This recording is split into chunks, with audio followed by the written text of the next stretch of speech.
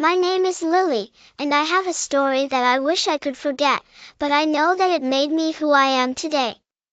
I grew up in an orphanage with my younger sister, Emma. I was 10 years old, and she was just 9. From the moment I can remember, it's always been the two of us.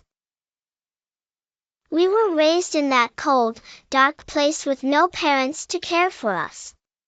We didn't have much, but we had each other. Or at least, that's what I thought. Emma was always a little different. While I tried my best to keep a smile on my face, she struggled with emotions I couldn't understand. Sometimes she would have these awful tantrums that made her scream and cry uncontrollably, and I couldn't help her. It broke my heart to see her so upset, but no matter what I did, nothing seemed to calm her down. I just wanted her to be happy again, but I couldn't fix it.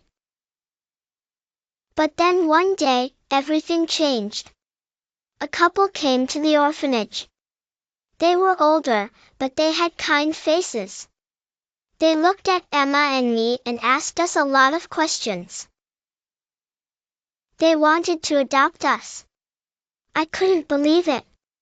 For the first time in my life, I thought maybe I had a chance to live with a family. I was excited, but also nervous. I had never lived with anyone except Emma. But I knew this was a chance to get out of the orphanage, to have a home, and to feel loved. We moved into their house, and I thought this was it, the beginning of our new life. But the happiness I felt soon started to fade. Emma's tantrums were still there, and they seemed to get worse.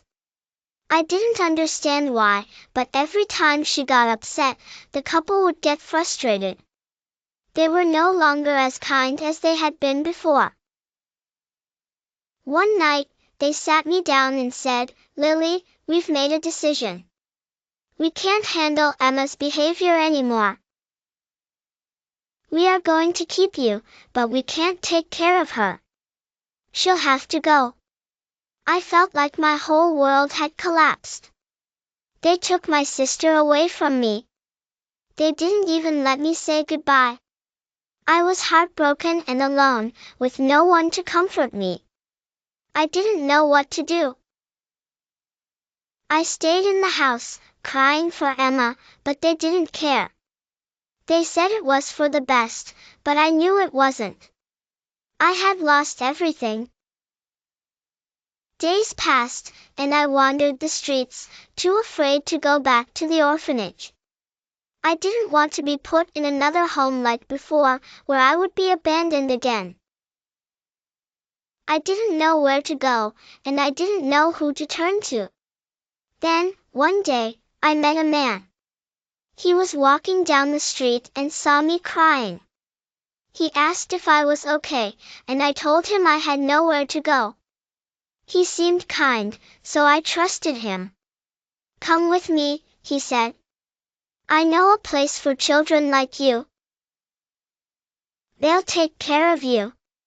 I was so desperate, I didn't think twice. I followed him, not knowing what to expect. He took me to a big, old house. It seemed like a place where many children lived, and it felt safe at first. But the longer I stayed there, the more I realized something was wrong. The man and his wife weren't kind people. They made us work. The children were forced to sneak into people's homes to steal food and things we needed. It wasn't just stealing, sometimes, we were made to clean houses or do other chores for people, but it was never enough. They would always tell us, "Nothing is free here. If you want to stay, you have to work." The work was hard, and I didn't feel like a child anymore. I felt like a prisoner. The days turned into weeks, and the weeks turned into months. I was stuck in a life I never imagined. I wanted to escape, but I didn't know how. The man and his wife were always watching, always demanding more from us. The other children and I were scared, and we tried to avoid getting in trouble, but it wasn't easy. One day, the police arrived. I didn't know what was happening, but the man and his wife were taken away. They were arrested for what they had been doing, and I was taken to a small room at the police station. It was a strange feeling. On one hand, I felt relieved that I was finally free, but on the other, I felt lost. I didn't know what was going to happen to me now. After some time, I was adopted again. But this time, it was a different situation. I had been through so much that I was hesitant to trust again. I had a new chance at life, but I knew better than to expect everything to be perfect. I focused on healing, going to school, and building a life I could be proud of. I did well at school, and eventually, I grew stronger. Though it had been a difficult journey, I knew I had the strength to make it through, and I felt a spark of hope once more. Then, one day, everything changed. As I was walking home from school, I saw someone standing on the corner. At first, I didn't recognize her, but as I got closer, I realized it was Emma, my sister.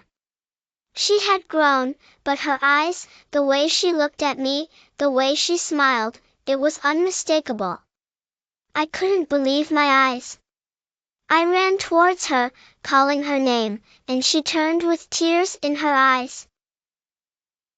We stood there for a moment, in disbelief, not knowing whether to laugh or cry. The years of separation felt like they had melted away in that moment. Emma and I had finally found each other again. The world around us didn't matter anymore. We had each other. It felt like a miracle. We spent hours talking, catching up, and sharing everything that had happened since we had been separated. Emma had been through a difficult journey too, but she was strong. I was so happy to have her back in my life, and I knew that no matter what, we would always be together. That day changed everything. No matter what had happened before, I knew that nothing could ever break the bond between me and my sister again. We had survived so much, and now, we had each other to lean on.